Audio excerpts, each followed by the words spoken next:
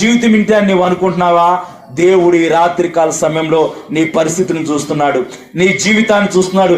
అది ఏ సమస్య అయినా, ఏ ఇరుకైనా, ఏ ఇబ్బంది అయినా, ఎటువంటి పరిస్థితి అయినా సరే, ఆయన నజరేయుడైన యేసు భూమిని, ఆకాశాన్ని, సర్వ సృష్టిని ఒక్క మాటతో సృజించిన సృష్టికర్త నీ జీవితాన్ని మారుస్తానంటున్నాడు. హల్లెలూయా.